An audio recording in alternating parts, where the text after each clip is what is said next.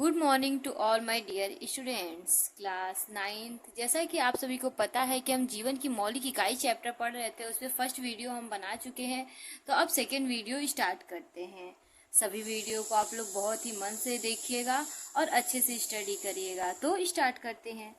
इसमें हम पढ़ेंगे कोशिका अंगक, जिसे सेल ऑर्गेनेल्स कहते हैं। यानी कोशिका के अंदर पाए जाने वाले जितने छोटे छोटे ऑर्गेनेल्स होते हैं, यानी जितने छोटे छोटे और भी ढेर सारे अंगक होते हैं, उसके बारे में हम पढ़ेंगे। ठीक है, तो स्टार्ट करते हैं। देखिए, प्लाज्मा कला से घिरे हुए कोशिका द्रव्य में अनेक जीवित रचनाएं होती हैं। जो प्लाज्मा कला होता है, प्लाज्मा जो कला यानी झिल्ली होती है, उससे घिरा हुआ क्या होता है, कोशिका द्रव्य ढेर सारा उसमें भरा होता है। गाढ़ा चिपचिपा तरल ट्रांसपेरेंट पदार्थ होता है। इसमें क्या होती है, अनेक जीवित संरचनाएं होती है, जो कि लिविंग होती है। बहुत सारी ऐसी संरचनाएं पाई जाती हैं जो कोशिका के विभिन्न जैविक क्रियाओं के संपादन का कार्य करते हैं। जो कोशिका क्या करती है, जितने भी कार्य उसमें होती हैं, जितनी भी क्रियाएं होती हैं, उसको कंट्रोल करने का कार्य करती हैं। इन संरचनाओं को कोशिकांग मतलब सेल ऑर्गेनेल्स कहते हैं। ये छोटी छोटी कोशिकाएं होती है, उन्हें क्या कहते हैं, सेल ऑर्गेनेल्स कहते हैं। जैसी रचनाएं जितनी भी होती है, छोटी छोटी रचनाएं कोशिका के अंदर पाई जा रही है, तो उन्हें सेल ऑर्गेनेल्स कहते हैं। यह कोशिका में बहुत निर्णायक कार्य संपन्न करते हैं। ठीक है, ये कोशिका के अंदर जितने भी निर्णायक मतलब निर्णय लेने वाला कार्य होता है, उसको क्या करते हैं, कंप्लीट करते हैं। ये निम्नवत है, यानी ये नीचे दिया गया है कैसे कौन कौन से होते हैं। तो सबसे पहले हम इसे पढ़ेंगे, अंतःप्रद्रवी जालिका, जिसे इंडोप्लाज्मिक रेटिकुलम कहते हैं। ओके, देखिए, अंतःप्रद्रवी जालिका की खोज देखिए जो खोज किए थे, उनका खोज के आर पोर्टर साइंटिस्ट का नाम है, उन्होंने किया था। सन 1945 में की थी। 1945 में इसकी संरचना की खोज किसने की थी, के आर पोर्टर ने की थी। नेक्स्ट देखिए, कोशिका द्रव्य के मैट्रिक्स में दोहरी झिल्ली से बनी नलिकाओं का जाल फैला हुआ होता है। जो कोशिका द्रव्य होती है, उसमें मैट्रिक्स में क्या होती है, दोहरी झिल्ली की बनी हुई नलिकाएं ढेर सारी क्या होती है, फैली हुई होती हैं, जिसे अंतःद्रवी जालिका कहते हैं। इसे क्या कहते हैं, अंतःद्रवी जालिका कहा जाता है। इकाई झिल्ली की मोटाई लगभग 50 एंगस्ट्रॉम होता है। जो एक झिल्ली की जो मोटाई होती है, वो कितना होता है, 50 एंगस्ट्रॉम होता है। ठीक है, नेक्स्ट हम पढ़ेंगे, अंतःद्रवी जालिका दो प्रकार के होते हैं। जो उसके टाइप है उसको हम पढ़ेंगे। देखिए, पहला होता है चिकनी अंतःद्रवी जालिका, ठीक है, और दूसरा होगी खुरदरी अंतःप्रद्रवी जालिका। पहले चिकनी अंतःप्रद्रवी जालिका को हम पढ़ेंगे। इस जालिका की सतह पर राइबोसोम्स नामक कणिकाएं संरचनाओं का अभाव होता है। ये एक ऐसी रचना होती है जिसमें क्या होता है, राइबोसोम्स जो होते हैं वो क्या होते हैं, नहीं पाए जाते हैं। ओके, इसीलिए क्या होते हैं, चिकनी होती है। अब हम खुरदरी पढ़ेंगे, यानी रफ इंडोप्लाज्मिक रेटिकुलम। ठीक है, इस जालिका की सतह पर अनेक राइबोसोम चिपके रहते हैं। ये जो जालिका होती है, इसके ऊपर क्या होता है, ढेर सारे राइबोसोम चिपके रहते हैं, इसीलिए इसे क्या होता है, खुरदरा हो जाता है। उसे खुरदरी अंतःप्रद्रवी जालिका कहते हैं। नेक्स्ट आगे हम देखिए, ये स्ट्रक्चर देखेंगे बेटा, बहुत ही अच्छा स्ट्रक्चर है। देखिए, चिकनी अंतःप्रद्रवी जालिका, देखिए इसके ऊपर कोई भी राइबोसोम्स नहीं पाए जा रहे हैं, दिख रहे हैं आपको। और ये क्या है, खुरदरी अंतःप्रद्रवी जालिका, इसके ऊपर ढेर सारे राइबोसोम्स पाए जा रहे हैं। क्लियर है। ये देखिए, अंतःप्रद्रवी जालिका का पूरा स्ट्रक्चर यहाँ पर आप देख सकते हैं कैसा होता है। इसको क्या होता है, 3 पार्ट्स होते हैं, जिसे सिस्टर्नी, पुटिकाएं और नेक्स्ट है आपका वैक्यूल। ठीक है, तो ये सभी स्ट्रक्चर आप बहुत अच्छे से देख लीजिए। नेक्स्ट आगे हम पढ़ेंगे, अंतःप्रद्रवी जालिका की संरचना। ठीक है, स्ट्रक्चर ऑफ इंडोप्लाज्मिक रेटिकुलम। अंतःप्रद्रवी जालिका सिस्टर्नी नलिकाओं और थैलियों से मिलकर बना होता है। अंतःप्रद्रवी जालिका जो होती है, वो सिस्टर्नी नलिकाएं ढेर सारी होती हैं और उसके साथ ही थैलियां होती हैं, उससे मिलकर ये बनी हुई होती हैं। अंतःप्रद्रवी जालिका के कार्य, फंक्शन ऑफ इंडोप्लाज्मिक रेटिकुलम पढ़ेंगे अब हम। तो देखिए, यह कोशिका को सहायता देने के लिए यांत्रिक ढांचा का कार्य करता है। ठीक है, ये कहते हैं कोशिकाओं को सहायता देता है, इसीलिए ये इसको क्या कहते हैं, यांत्रिक ऊर्जा का कार्य करता है। नेक्स्ट पॉइंट, कोशिका के अंदर पदार्थ को एक स्थान से दूसरे स्थान तक पहुंचाता है। कोशिका के अंदर जो पदार्थ जाता है उसको एक स्थान दूसरे स्थान तक ले जाने का कार्य भी अंतःपदवी जालिका का होता है। इसके बाद नेक्स्ट पॉइंट देखिए, कणिका में अंतःपदवी जालिका पर उपस्थित राइबोसोम प्रोटीन संश्लेषण के केंद्र होते हैं। देखिए कणिका में अंतःपदवी जालिका रफ इंडोप्लाज्मिक रेटिकुलम होता है, वो क्या करता है कि प्रोटीन के सिंथेसिस के लिए रिस्पॉन्सिबल होता है। ओके, नेक्स्ट हम पढ़ेंगे अब नेक्स्ट ऑर्गेनेल्स, गोल्जी उपकरण। ठीक है, गोल्जी बॉडी भी इसे कहा जाता है, तो उसके बारे में हम पढ़ेंगे। सन 1998 ईस्वी में फैमिलो गोल्जी ने गोल्जी काय का जंतु कोशिका में देखा। ठीक है, गोल्जी काय को जंतु कोशिका में सबसे पहले किसने, फैमिलो गोल्जी ने 1898 ईस्वी में देखा था। बाद में इसको गोल्जी काय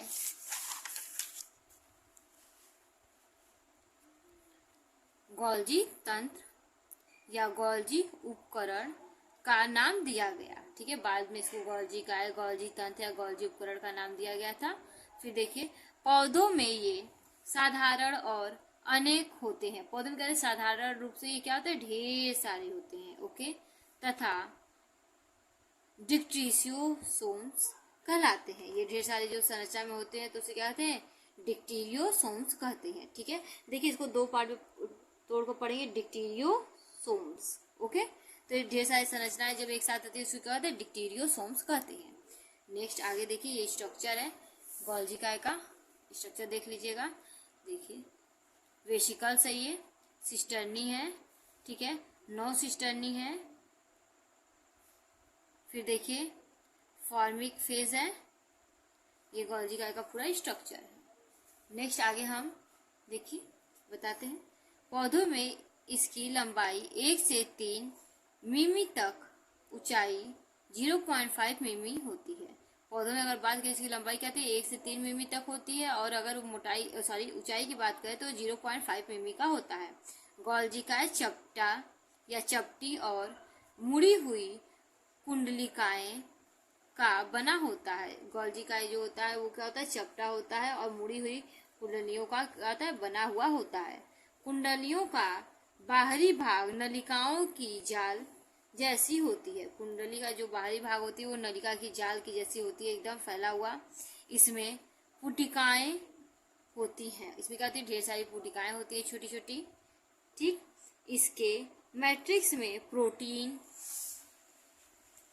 फास्फोलिपिड, एंजाइम्स, विटामिन्स और सेलुलोज फाइबर भरे रहते हैं। इसमें क्या होता है, इसके मैट्रिक्स में इसके अंदर जो गाढ़ा चिपचिपा तरल पदार्थ होता है, जब प्रोटीन होता है, फास्फोलिपिड, एंजाइम होता है, विटामिन्स होते हैं, सेलुलोज होते हैं, फाइबर्स होते हैं, ये सभी क्या होते हैं उसमें भरे हुए होते हैं।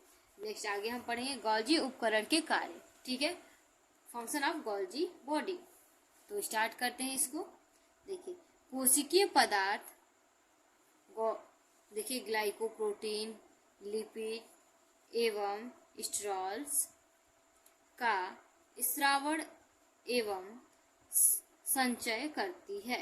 देखिए गोल्जी काय जो होती है ये सभी, देखिए गोल्जी प्रोटीन हो गया, लिपिड्स हो गया, स्टेरॉल्स हो गया, ये सभी का क्या होता है, सिक्रीशन और संचय करने का कार्य करता है। इसके बाद इस सेकेंड पॉइंट पढ़ेंगे, कोशिका विभाजन के समय कोशिका प्लेट्स का निर्माण करता है।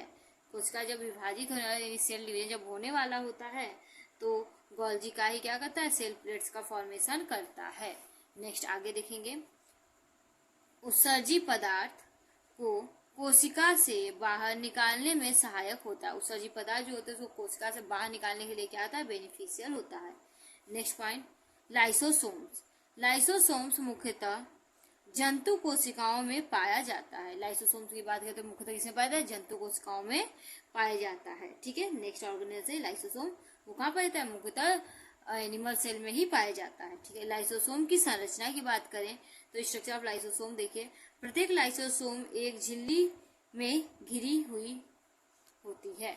जो हर एक लाइसोसोम की बात करें तो वो क्या होता है, एक मेम्ब्रेन के अंदर घिरी हुई होती है। ठीक है, देखिए आगे देखिए, इसके अंदर हाइड्रोलेज नामक एंजाइम प्रचुर मात्रा में होता है। ठीक है, हाइड्रोलेज एंजाइम होता है जो कि लाइसोसोम में पाया जाता है। ओके, नेक्स्ट लाइसोसोम के कार्य, लाइसोसोम का फंक्शन ऑफ लाइसोसोम अब हम पढ़ेंगे। ठीक है, लाइसोसोम पढ़ते हैं। लाइसोसोम में उपस्थित हाइड्रोलेज एंजाइम कोशिका में पाए जाने वाले अनेक पदार्थ का पाचन करता है। देखिए, हाइड्रोलेज जो लाइसोसोम के अंदर एंजाइम पाया जाता है वो कोशिका में चाहे जो भी हो, जितने पदार्थ हो उसका सबका पाचन करने में क्या होता है, ये कर सकता है। वास्तव में लाइसोसोम्स का मुख्य कार्य कोशिका के भोज्य पदार्थों तथा व्यर्थ पदार्थों का अपघटन करना है।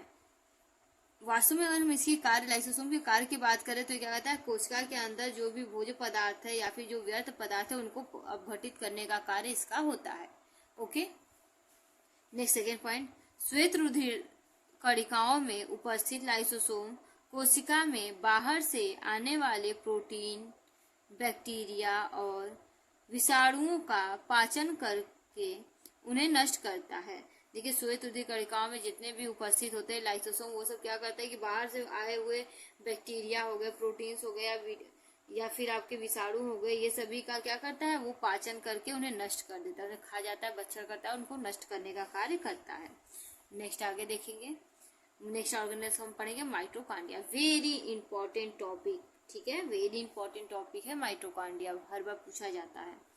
तो पढ़ना स्टार्ट करते हैं और हम लोग समझेंगे भी। यूकैरियोटिक कोशिकाओं के कोशिका द्रव में अनेक सूक्ष्म गोलाकार, शलाकाकार या सूत्री संरचना पाई जाती है। देखिए, यूकैरियोटिक जो कोशिकाएं होती हैं उनके द्रव में अगर हम बात करें तो सूक्ष्म, बहुत से छोटे छोटे गोल आकार के, शलाका के आकार के या फिर सूत्री संरचनाएं क्या होती है, पाई जाती हैं, जिन्हें हम क्या कहते हैं, माइटोकॉन्ड्रिया कहते हैं, नेक्स्ट आगे देखिए, इसमें इनकी खोज कोलिकर नामक वैज्ञानिक ने सन 1880 में की थी। इसकी खोज कोलिकर नाम के साइंटिस्ट थे, उन्होंने किसमें 1880 में इसकी खोज की थी। बेंडा ने सन 1897 में इन रचनाओं को माइटोकॉन्ड्रिया नाम दिया। बेंडा नाम के साइंटिस्ट है जो कि 1897 ईस्वी में इसका नाम क्या रखे, माइटोकॉन्ड्रिया रखे। ठीक है, नेक्स्ट आगे पढ़ते हैं। इसकी औसत लंबाई 3.4 म्यू, ये म्यू होगा, ठीक है, और औसत व्यास 0.5 से, ठीक है, 1.0 म्यू होता है। ओके, देखिए इसकी लंबाई बात तो 3.4 म्यू होता है और इसके व्यास की बात करें तो 0.5 से 1.0 म्यू होता है। नेक्स्ट टॉपिक इसी में आगे हम पढ़ेंगे। प्रत्येक माइटोकॉन्ड्रिया के चारों तरफ जीव द्रव्य कला या फिर प्लाज्मा झिल्ली के समान प्रोटीन और वसा की 6 एंगस्ट्रॉम मोटी दोहरी झिल्ली की दीवार होती है।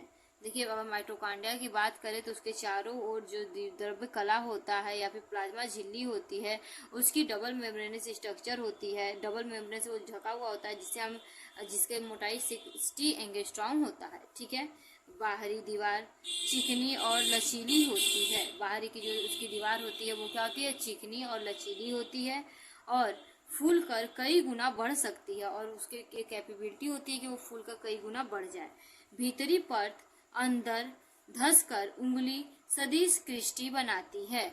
जो इसका अंदरी जो झिल्ली होती है वो क्या होता है कि कृष्टि धसी हुई होती है, उंगली नुमा संरचना दिखाई देती है जो क्या करता है, कृष्टि का निर्माण करती है। ठीक है, नेक्स्ट आगे पढ़ेंगे। कृष्टि की सतह पर 80 से 100 एंगस्ट्रॉम लंबे अंदर की तरफ असंख्य छोटे छोटे, ठीक है, घुंडियां होती हैं। अगर हम बात करें कृष्टि की सतह पर तो क्या होते हैं, उसमें 80 से 100 एंगस्ट्रॉम लंबे लंबे क्या होते हैं, अंदर की ओर मुड़ी हुई असंख्य घुंडी का संरचनाएं होती है, जिन्हें हम ऑक्सीसोम्स या एलिमेंट्स पार्टिकल्स कहते हैं या F1 कण कहते हैं। ठीक है, जो अंदर घुंडी की ओर संरचना होती है उसे हम क्या कहते हैं, F1 कण कहते हैं या फिर एलिमेंट्री पार्टिकल्स कहते हैं। ठीक है, या ऑक्सीसोम्स कह सकते हैं। माइटोकॉन्ड्रिया की अर्ध तरल पदार्थ में भरी गुहा मैट्रिक्स कहलाती है। माइटोकॉन्ड्रिया के अंदर जो अर्ध तरल पदार्थ होते हैं उसे हम क्या कहते हैं? मैट्रिक्स कहते हैं। नेक्स्ट आगे देखिए, माइटोकॉन्ड्रिया में अनेक एंजाइम्स भरे रहते हैं। माइटोकॉन्ड्रिया के अंदर ढेर सारे क्या होते हैं? एंजाइम्स भरे रहते हैं, जिनका संबंध श्वसन क्रिया से होता है। जिसका संबंध किसे? श्वसन क्रिया से, रिस्पायरेशन से है। इस प्रकार माइटोकॉन्ड्रिया श्वसन क्रिया का केंद्र है। इस प्रकार माइटोकॉन्ड्रिया की बात करें तो माइटोकॉन्ड्रिया क्या है? श्वसन क्रिया का क्या होता है? केंद्र माना गया है। फंक्शन की बात करें, कार्य की माइटोकॉन्ड्रिया कोशिका के अंदर होने वाले ऑक्सी श्वसन की स्थल है। माइटोकॉन्ड्रिया जो होता है वो कोशिका के अंदर जो ऑक्सी श्वसन होता है उसके लिए क्या होता है?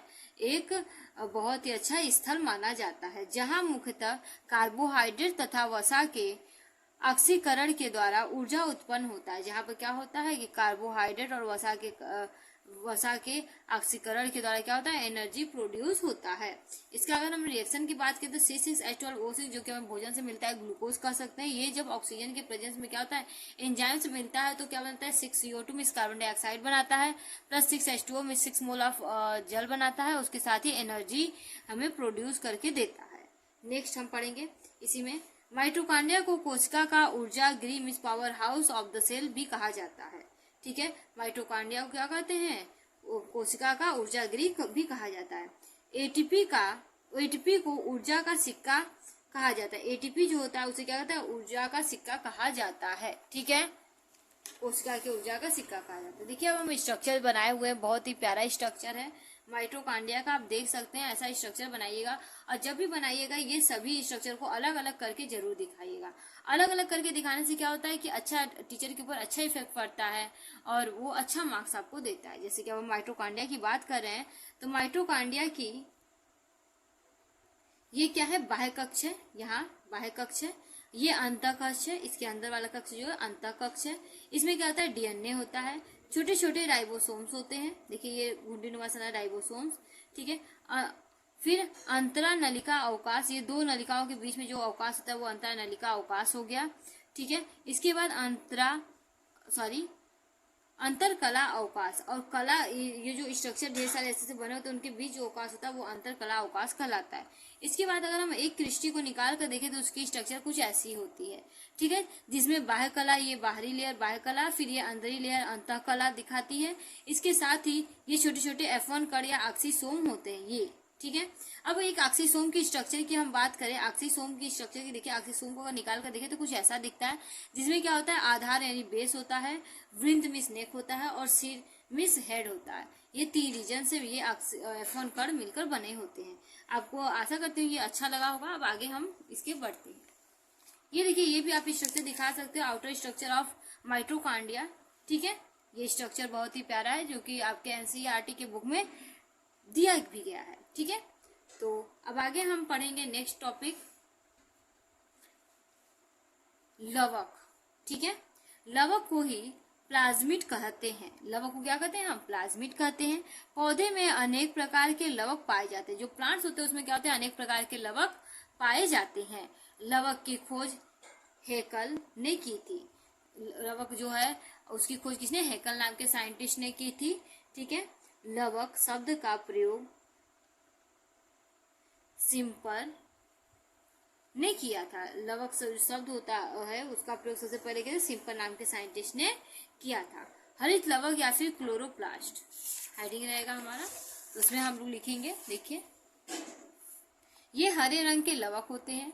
अगर हम प्लास्टिक की बात करें तो ये क्या होता है? हरे रंग का एक लवक होता है जिसमें क्लोरोफिल नामक हरे वर्णक का बहुल्य होता है। मतलब कि क्लोरोफिल नाम का हरा जो वर्णक होता है वो बहुत अधिक मात्रा में पाया जाता है। नेक्स्ट देखिए, इसमें ये केवल प्रकाश संश्लेषी पौधों में पाए जाते हैं। जितने प्रकाश संश्लेषी पौधे होते हैं उनमें क्या होता है कि ये पिगमेंट्स पाया जाता है।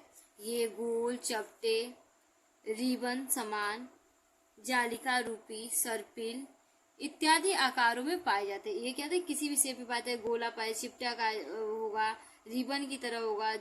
ठीक है, सर्पिला आकार यानी बहुत सारे आकार में ये अपने आप को कन्वर्ट करके रहते हैं। ठीक है, इसका व्यास 4 से 8 माइक्रोन तथा मोटाई लगभग 2 माइक्रोन होता है। अगर इसकी हम व्यास की बात करें तो इसकी व्यास क्या होता है 4 से 8 माइक्रोन और लंबाई क्या होता है 2 माइक्रोन का होता है।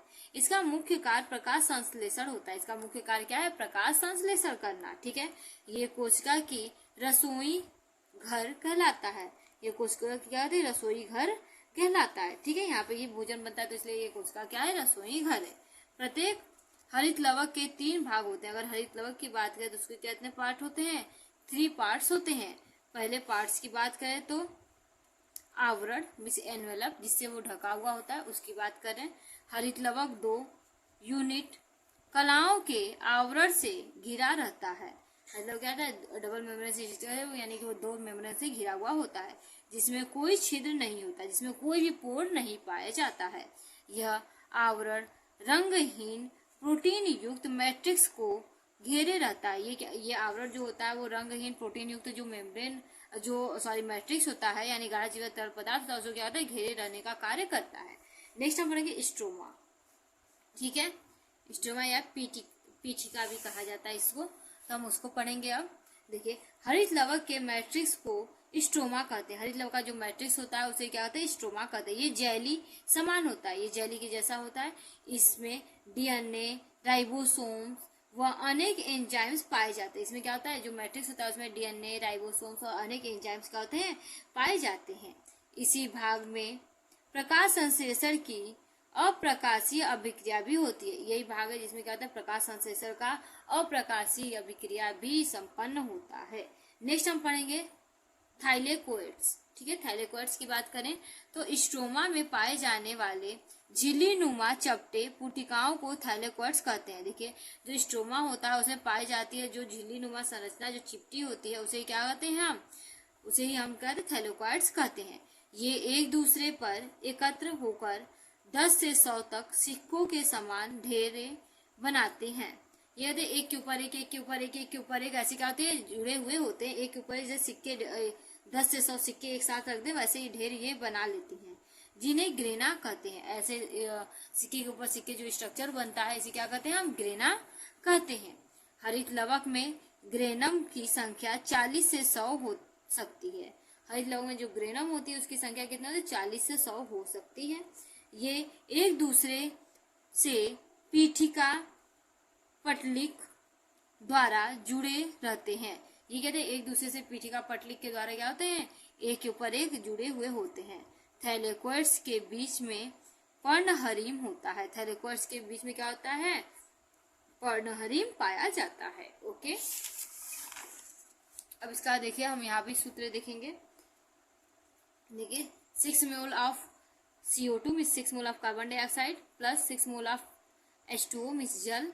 इसका प्रकाश के प्रेजेंस में पर्णहरिम भी प्रेजेंट रहेगा तो क्या बनाता है? C6H12O6 मतलब ग्लूकोज का फॉर्मेशन करता है। और 6 mole of O2 means oxygen क्या करता है? रिलीज करता है। एटमॉस्फेयर में क्या करता है? रिलीज करता है। नेक्स्ट हम पढ़ेंगे वर्णक के प्रमुख कार्य, फंक्शन ऑफ प्लास्टिड्स।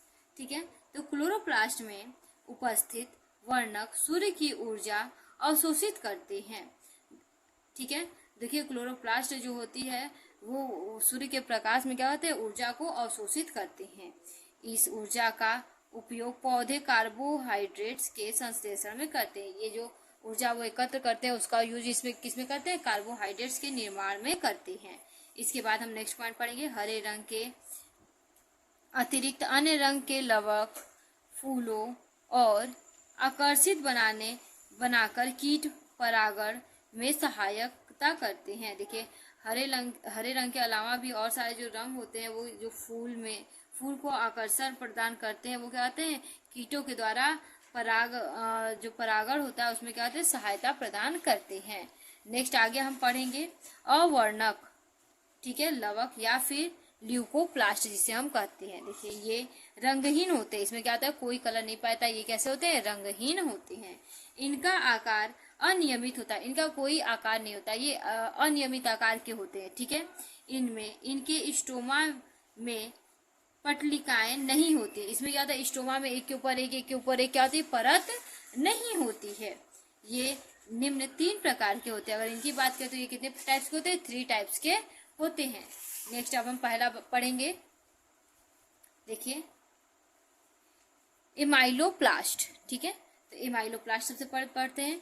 ये भोजन को मंड के रूप में संचित रखते हैं। ये जो भोजन होता है उसको किसमें संचित रखते हैं? मंड के रूप में। मंड को क्या स्टार्च कहते हैं, उसके रूप में संचित रखते हैं। जैसे एग्जाम्पल की बात करें, मक्का, गेहूं, आलू आदि क्या है? एमाइलोप्लास्ट के अच्छे एग्जाम्पल हैं। नेक्स्ट हम बात करेंगे इलायोप्लास्ट, ठीक है। इलायोप्लास्ट की बात करते हैं। ये भोजन को वसा के रूप में संचित रखते हैं। ये क्या कहते हैं? ये भोजन को वसा के रूप में संचित रखने का कार्य करते हैं। जैसे देखिए नारियल हो गया, अरंडी हो गया, सरसों आदि क्या है? ये बीज वाले पौधे इसमें आते हैं। जो बीज होते हैं वो मोस्टली इसमें आते हैं। नेक्स्ट हम पढ़ेंगे प्रोटीनोप्लास्ट। प्रोटीनोप्लास्ट ये भोजन को प्रोटीन्स के रूप में संचित रखने का कार्य करते हैं। यानी भोजन क्या कहते हैं? प्रोटीन्स के रूप में संचित रखते हैं। जैसे दाल के बीज हो गए, ठीक है, बीज पत्र में दाल का बीज पत्र, तो दाल खाते हो गए तो उसमें प्रोटीन, सब लोग कहता है प्रोटीन मिलता है। तो उसमें क्या होता है? उसे हम प्रोटीनोप्लास्ट कर सकते हैं। उसमें प्रोटीनोप्लास्ट के कारण ये प्रोटीन संचित होता है। नेक्स्ट हम पढ़ेंगे वर्णी लवक या फिर क्रोमोप्लास्ट। वर्णी लवक या क्रोमोप्लास्ट पढ़ते हैं। ये हरे रंग के अतिरिक्त विभिन्न रंगों के होते हैं। ये हरे रंग को छोड़कर बाकी सभी रंग के होते हैं। ये प्रायः पुष्पों और फलों में पाए जाते हैं। ये प्राय किसमें पाते हैं? पुष्प और फल में पाए जाते हैं, जो कि कलर प्रदान करते हैं। इनमें पीले रंग का वर्णक ज़ैंथोफिल, ठीक है, पीले रंग का वर्णक जो होता है उसे क्या कहते हैं? ज़ैंथोफिल कहते हैं। नारंगी रंग का जितने भी आप फ्रूट्स खाते हैं वो उसको क्या कहते हैं? कैरोटीन, ठीक है, जो कि गाजर मिलता है। नेक्स्ट लाल या फिर बैगनी रंग का जो भी आप खाते हो उसमें क्या होता है? एंथ्रोसाइनिन पाए जाते हैं। ओके, नेक्स्ट हम पढ़ेंगे वर्णी लवक के कार्य, ठीक है। वर्णी लवक के कार्य पढ़ते हैं तो स्टार्ट करें। पुष्पों में उपस्थित वर्णी लवक कीटों को परागण के लिए आकर्षित करता है। जो पुष्प में वर्णी लवक होते हैं वो क्या करते हैं? कीटों को परागण के लिए क्या करते हैं? आकर्षित करते हैं। नेक्स्ट हम पढ़ेंगे रसधानियां, ओके, जिसे हम वैक्यूल्स इंग्लिश में कहते हैं। तो स्टार्ट करते हैं। पादप कोशिका के कोशिका द्रव में अनेक खाली स्थान होते हैं। पादप कोशिका जो कोशिका द्रव होता है उसमें अनेक ढेर सारे क्या होते हैं? खाली स्थान होते हैं, जिन्हें रिक्तिका या फिर रसधानियां कहते हैं। जिन्हें क्या कहते हैं? रिक्तिका या रसधानी कहते हैं। रिक्तिका के चारों ओर एक झिल्ली होती है। रिक्तिका के चारों ओर क्या होता है? एक मेम्ब्रेन होता है, ठीक है, जिसे रिक्तिका कला कहते हैं। इसे क्या कहते हैं? रिक्तिका कला कहते हैं। रिक्तिका रस, देखिए रिक्तिका रस chloride, sulphate, nitrate, phosphate, carbohydrate, glucose, शर्करा, सुक्रोज आदि, ठीक है, एमाइड, एमिनो अम्ल, कार्बनिक अम्लों एवं विभिन्न रंग द्रव को अपशिष्ट पदार्थ टेनिन, ठीक है, उपस्थित होते हैं। जो भी ये रिक्तिका होती है उसमें क्या होते हैं? विशेष प्रकार के रंगक और फिर जल क्या होता है? एकत्र होता है या उपस्थित होता है। नेक्स्ट आगे हम पढ़ते हैं रसधानी के कार्य। जो रसधानी होते हैं उसके कार्य देखिए। रिक्तिका भंडारण का कार्य करता है। रिक्तिका भंडारण का कार्य करता है क्योंकि इसमें जल, भोजन एवं अन्य पदार्थ संग्रहित होता है। इसमें क्या होता है? जल एकत्र रहता है, भोजन एकत्र रहता है और अन्य पदार्थ भी बहुत सारे इसमें संग्रहित रहते हैं। नेक्स्ट हम पढ़ेंगे राइबोसोम्स। राइबोसोम्स का स्ट्रक्चर भी देखेंगे और उसे अच्छे से स्टडी करेंगे। तो स्टार्ट करते हैं। ये अत्यंत सूक्ष्म कण होते हैं। ये बहुत ही ज्यादा छोटे कण होते हैं जिन्हें केवल इलेक्ट्रॉन सूक्ष्मदर्शी से देखा जा सकता है। जिन्हें केवल किसके द्वारा? इलेक्ट्रॉन माइक्रोस्कोप से देखा जा सकता है।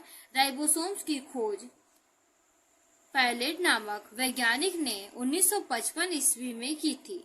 जो राइबोसोम्स होती है उसकी खोज की पैलेट नाम के साइंटिस्ट ने 1955 ईस्वी में किया था। ये देखिए स्ट्रक्चर आपको दिखाते हैं राइबोसोम्स का। ये देखिए राइबोसोम्स है, ठीक है। ये 70S राइबोसोम है, ये 80S राइबोसोम है। 70S राइबोसोम जो होता है 30S और 50S इकाई से मिलकर बना होता है, उप इकाइयों से मिलकर बना होता है, ठीक है। जबकि जो 80S राइबोसोम होता है 40S और 60S उप इकाइयों से मिलकर बना होता है। 30s उप इकाई की बात करें तो उसमें शिखर आधार 2 पार्ट होते हैं। ठीक है, तो आप लोगों को आशा करती हूँ समझ में आ रहा होगा। आगे मैं पढ़ती हूँ 70s राइबोसोम्स के बारे में। ठीक है, 70s राइबोसोम ये आकार में छोटे होते हैं। ये क्या होते हैं? आकार में बहुत ही छोटे होते हैं। इनका अवसादन गुणांक 70s होता है। देखिए, ये आकार में क्या होते हैं? बहुत ही ज्यादा छोटे होते हैं और इनका अवसादन गुणांक जो होती है वो कितना होता है? 70s होता है। अब 80s राइबोसोम्स की बात करते हैं तो ये आकार में बड़े होते हैं। ये आकार में थोड़े से क्या होते हैं? बड़े होते हैं और इनका अवसादन गुणांक 80s होता है। और इसका अवसादन गुणांक क्या होता है? 80s होता है। कार्य की बात करें, राइबोसोम्स के कार्य, फंक्शन ऑफ राइबोसोम्स पढ़ेंगे। राइबोसोम का प्रमुख कार्य प्रोटीन संश्लेषण में सहायता करना है। ठीक है, राइबोसोम का सबसे इंपॉर्टेंट काम है कि प्रोटीन संश्लेषण में क्या करना? सहायता करना। यह क्रिया राइबोसोम्स में ही संपन्न होता है। ये जो क्रिया होता है वो किसमें होता है? राइबोसोम्स में ही कंप्लीट होता है। ठीक है, आगे हम पढ़ेंगे कोशिका विभाजन में सेल डिवीजन। ये कोशिका विभाजन कितने प्रकार के? 2 प्रकार के होते हैं। तो पहला हम पढ़ेंगे समसूत्री विभाजन। ठीक है, तो समसूत्री विभाजन स्टार्ट करते हैं। कोशिका विभाजन की प्रक्रिया जिसमें अधिकतर कोशिकाएं वृद्धि हेतु विभाजित होती हैं। देखिए, कोशिका विभाजन की वो प्रक्रिया जिसमें क्या होता है? अधिकतर कोशिकाएं क्या होती हैं कि वृद्धि के लिए क्या होती है? विभाजित होती हैं। इस प्रकार की प्रत्येक कोशिका, जिसे मातृ कोशिका भी कहते हैं, जो ये कोशिका विभाजित होगी वो क्या कहलाएंगी? मातृ कोशिका कहलाएंगी। ठीक है, विभाजित होकर 2 समरूप संतति कोशिकाएं बनाती हैं। विभाजित होकर 2 समरूप में एकदम सिमिलर संतति कोशिका क्या करती है? बनाती हैं। संतति कोशिकाओं में गुणसूत्रों की संख्या मातृ कोशिका के समान होती है। जो संतति कोशिका बनेंगी उनमें जो गुणसूत्र की संख्या होगी वो जितनी मातृ कोशिका में थी उसके सिमिलर होगी। यह जीवों में वृद्धि एवं ऊतकों के मरम्मत में सहायक होती है। ठीक है, या सहायता करती है। ये जितने भी जीव हैं उनके वृद्धि में और ऊतकों का जो मरम्मत होता है उसमें क्या होती है? सहायता प्रदान करती है। जैसे मैंने ये मातृ कोशिका बनाया उसमें गुणसूत्र हैं। ठीक है, सेम। अब ये गुणसूत्र जो पुत्री कोशिका है उसमें भी एकदम सेम टू सेम ही जाएंगे। ठीक है, अब हम पढ़ेंगे अर्धसूत्री विभाजन। अर्धसूत्री विभाजन की बात करें तो जंतुओं और पौधों के प्रजनन अंग अथवा ऊतकों की विशेष कोशिकाएं विभाजित होकर युग्म बनाती हैं। देखिए, जंतु कोशिका या पादप कोशिका में बात करें तो प्रजनन अंग जो होता है वो उसके द्वारा क्या होता है? ऊतक में विशेष प्रकार की कोशिकाएं पाई जाती हैं जो क्या होती हैं कि युग्मक का निर्माण करती हैं। ये निषेचन के पश्चात संतति निर्माण करती है। ये निषेचन के पश्चात क्या है? नए संतति का निर्माण करती हैं। यह एक प्रकार की विभाजन है। यह क्या है? एक प्रकार का डिवीजन है जिसे अर्धसूत्री विभाजन कहते हैं। जिसे अर्धसूत्री विभाजन हम कहते हैं। इसमें क्रमशः 2 विभाजन होता है। इसमें क्या होता है? 2 बार क्या होता है? डिवीजन होता है। जब कोशिका अर्धसूत्री द्वारा विभाजित होती है तो इससे 2 की जगह 4 नई कोशिकाएं बनती है। जब कोशिका अर्धसूत्र द्वारा विभाजित होता है तो इसमें क्या है? 2 की जगह कितने कोशिकाएं बनती है? 4 कोशिकाओं का निर्माण होता है। नई कोशिका की तुलना में गुणसूत्रों की संख्या आधी हो जाती है। जो पुरानी कोशिका होती है उसमें तुलना में जो नई कोशिका बनती है उसकी क्या होती है? आधी हो जाती है। ये स्ट्रक्चर देखिए, मातृ कोशिका। ठीक है, मातृ कोशिका से सबसे पहले एक बार डिवीजन हुआ तो 2 सिमिलर पुत्री कोशिका का निर्माण, फिर उससे फिर एक बार डिवीजन हुआ तो देखिए ये जो पुत्री कोशिका है ये एकदम सेम टू सेम मातृ कोशिका के गुणसूत्र के बराबर नहीं होती है। ठीक है, आशा करती हूँ आप सभी को समझ में आया होगा। तो नेक्स्ट वीडियो ऊतक का हम नेक्स्ट टाइम बनाएंगे। आप लोग ये चैप्टर खूब अच्छे से पढ़िएगा। तो ओके, थैंक यू।